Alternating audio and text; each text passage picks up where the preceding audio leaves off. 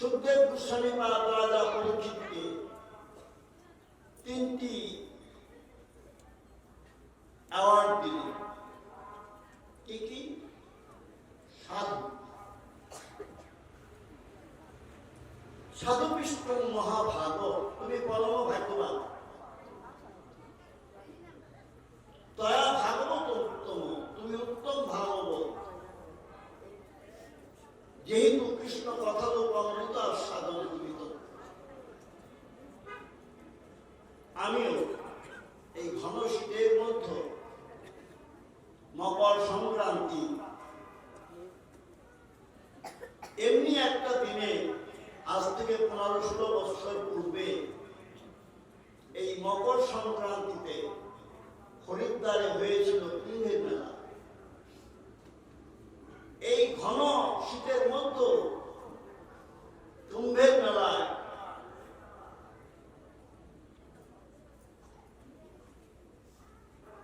স্টিলের গাড়া সমস্ত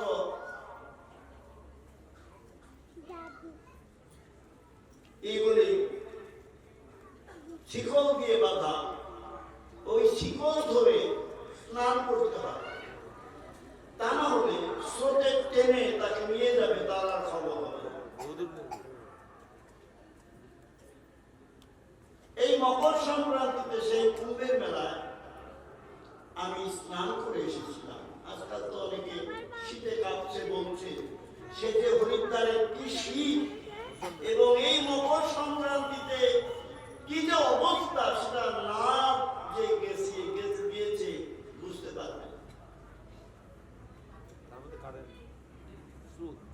দারুণ স্রোত, শুধু স্রোত না, দারুণ স্রোত, পা ফসকে গেলে টান দিয়ে নিয়ে যাবে।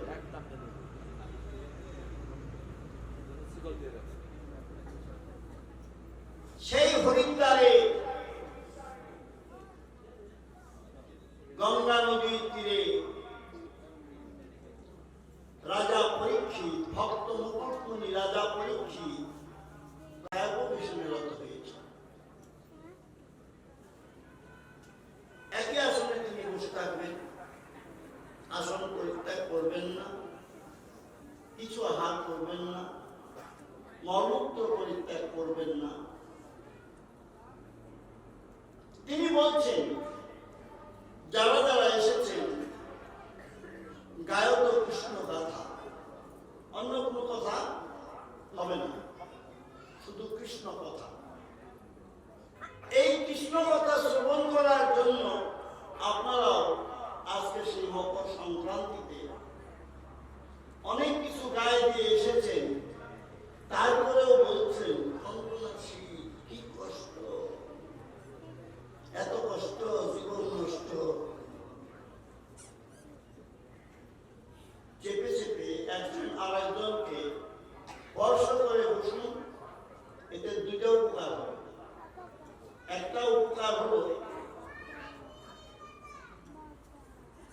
শীতটা কম লাগবে,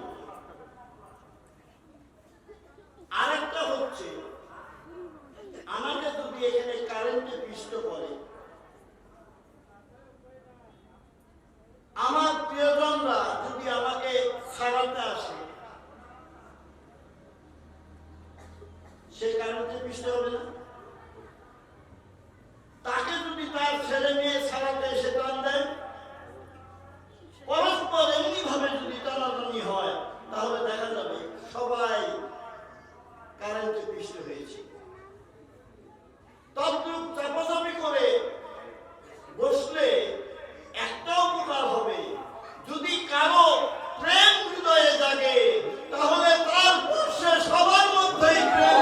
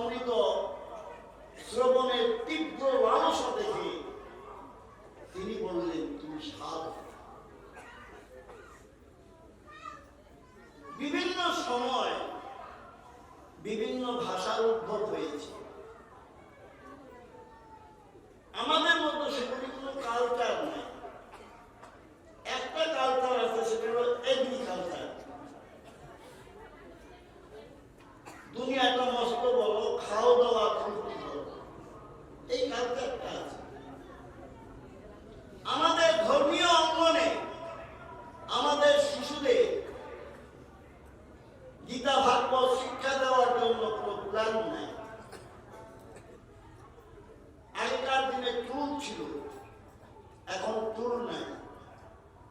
আমরা যদি ঘরের থেকে শিশুদেরকে বলি স্কুলে যাবার আগে তো স্নান করবি, অন্তত বিনার একটা শ্লোক উচ্চারণ করে তারপরে তোকে খেতে দিব, তা নাহলে তোকে কিন্তু খেতে দিব না, খেয়ে তারপরে বেরোবি। আজকাল আমাদের বড় দুর্দিন চলছে, ছেলে মেয়েরা অনেক বিপদে চলে যাচ্ছে, কারণ আমাদের মেয়েরা আজকে অনেক বিধর্মী হয়ে যাচ্ছে,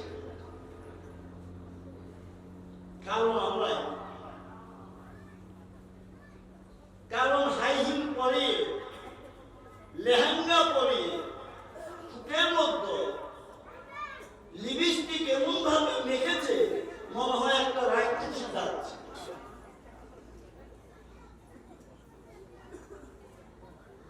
তাহলে একটা রাক্ষসীকে দেখে 4-5টা রাক্ষসরা তার পিছনে যাবে না কেন? এই সর্বনাশটা আমরাই করছি।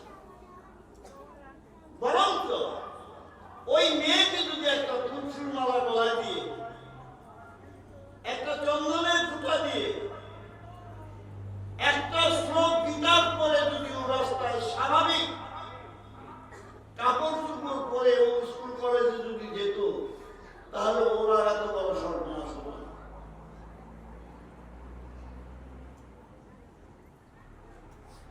ওই রাক্ষসরা বলবে ওটা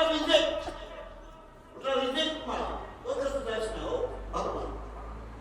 একটা চন্দনের ফুটায়, একটা তুলসী মালায় গলায় মেয়েটা বেঁচে গেল।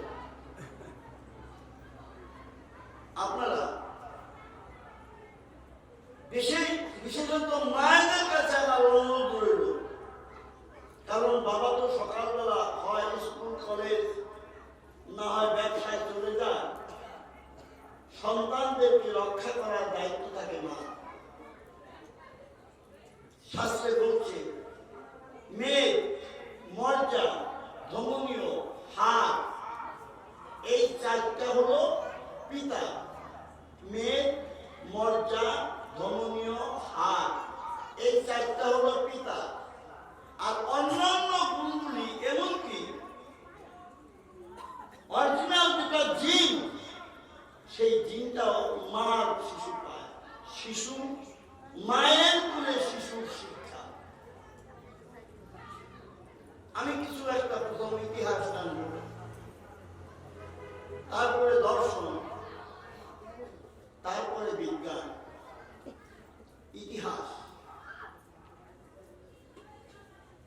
বিশ্বশ্রবা মনির স্ত্রী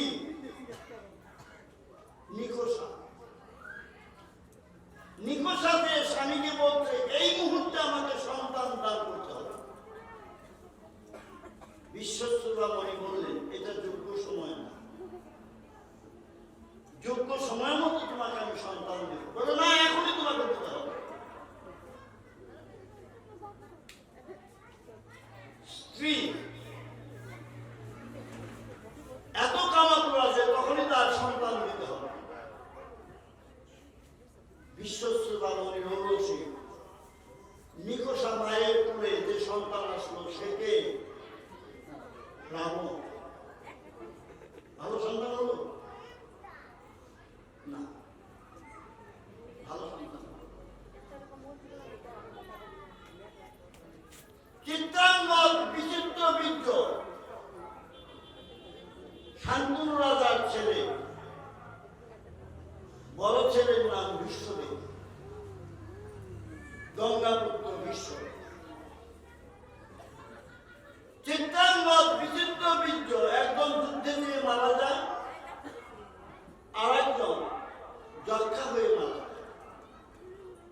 2জন বিধবা।